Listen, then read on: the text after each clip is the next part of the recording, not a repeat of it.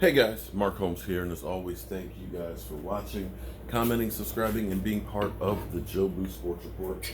Without you guys, man, this does not work without you guys.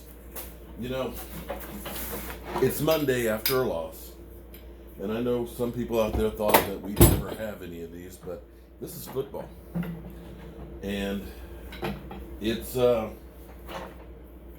football. You're not going to win them all. Some days you just don't have it. Sometimes days you get out coached, outworked, out hustled, out refereed. And we had a couple things that went wrong with us. Some things that we did to ourselves or didn't do. And some things that got done to us. And we also faced a good team. A team, mind you, who has lost their quarterback but has rallied. It's the same team that went to Seattle and beat Russell Wilson and that crew on the road.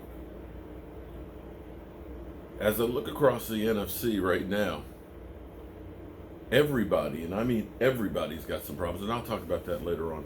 But see, here's what I do. Unfortunately, we need to go ahead and do this, and that is listen to the talking heads, okay? I am a true believer of if you're going to talk the talk, then walk the walk. And the other thing about this is when you hear shit, and I mean shit, you go through shit, you learn that you need to make changes so you don't have to go through that shit again.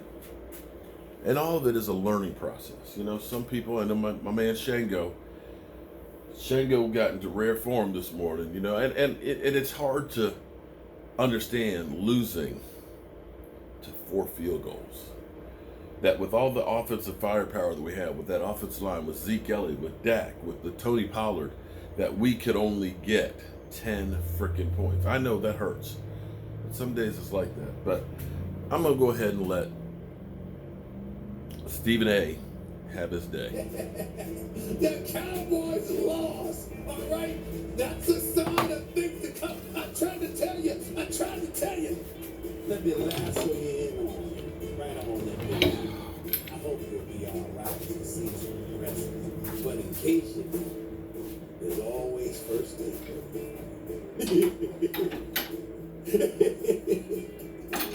How about them Cowboys? First take.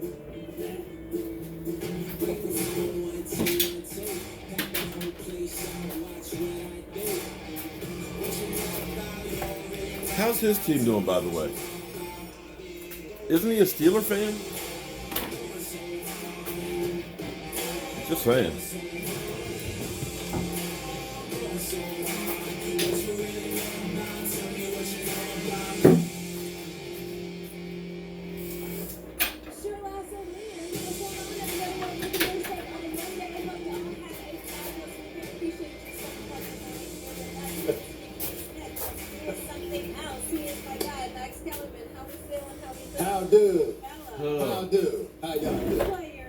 How y'all doing? How did I not put 2 and 2 together?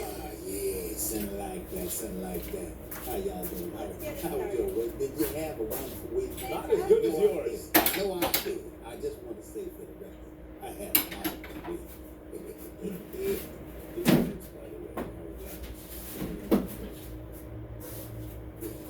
Let's run. How about them Saints, everybody? Staving off the Cowboys on Sunday Night Football without Drew Brees, without even scoring a touchdown. On top of that, they held Ezekiel Elliott to just 35 rush yards in a rush TD. Stephen A. Smith. Please tell me, why did the Cowboys... Stephen A. Well, first of all, it's a lot of reasons that go into it. I just want to make sure that we understand that. I mean, after all, when you got your star running back that's close to $100 million, $50 million is guaranteed, by the way. He averages less than 2 yards a carry. Something's wrong with that picture. I just think it's important to point that out. The other thing is that you got a guy like Dak Prescott, obviously looking to make $1 million. And when the running back is not running the ball effectively, particularly when you sit around and you look at it and you say, hey, this is the reason why Dak Prescott was successful to begin with. And then we walk into this season and the first 3 games against subpar competition. What happens is Dak Prescott airs it out, looks great. And obviously everybody's talking about him as an MVP candidate. And then the second you go up against a relatively respectable team with a respectable defense that neutralizes the running game, and you got an opportunity to turn it around and air it out. Did anybody say this about Russell Wilson last week and their team when they lost? Did anybody? Okay, just checking. AKA Kellen Moore, the offensive coordinator. Jason Garrett, your head coach with Dak Prescott, and you fail to do something. It's a problem. Now we all, in all seriousness, Dak Prescott can ball, but last night was just, it wasn't impressive. He missed a lot of throws. He had a couple of nice throws, but at the end of the day, he wasn't as impressive. 22 of 33, 223 yards is a relatively pedestrian performance.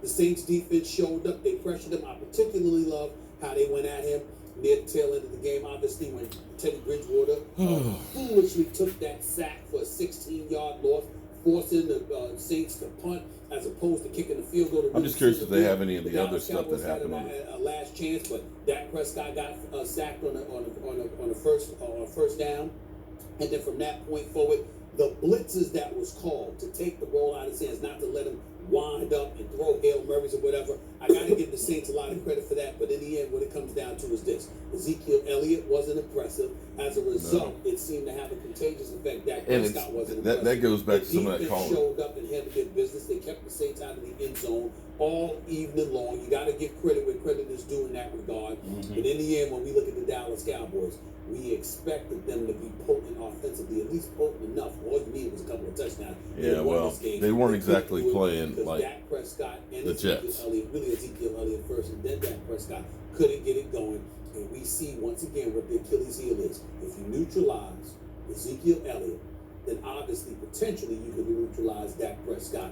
That's at least what we saw last night.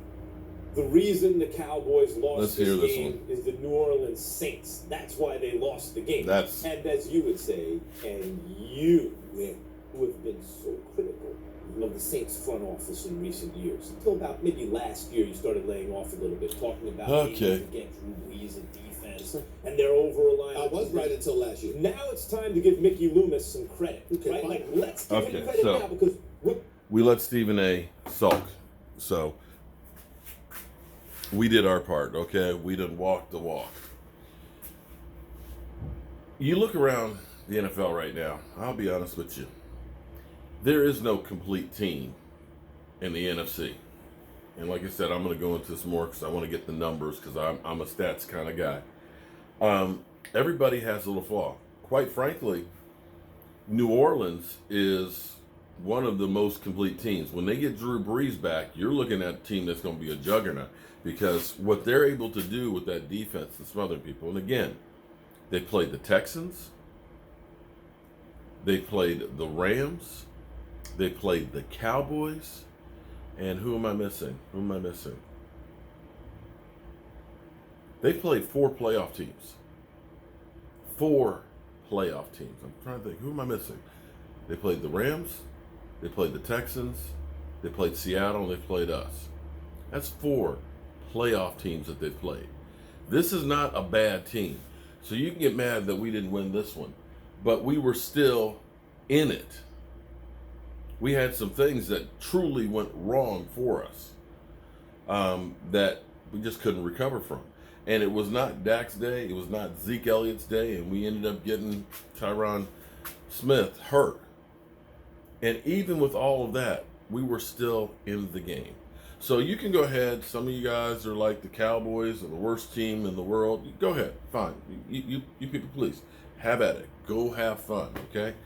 I'm going to stick here with my team and look at the season. We're 3-1. We're in a great position. I look at our division. The Eagles there. As much as they're happy as can be and thinking that they've got a great team and all that, have you looked at that secondary that just signed Orlando Scandrick?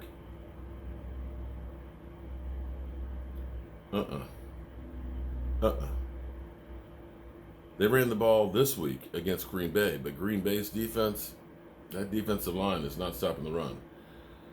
I'm not sold on the Eagles. The Giants, I know they're tied with the Eagles, but right now they don't have Barkley. And, they did get the win yesterday against the Redskins, but, and Daniel Jones get a lot more credit, but it wasn't exactly a stellar performance. Don't believe in those guys. And then you got the Redskins. Does Jay Gruden still have a job today? So, be mad, get it out of your system, and move on.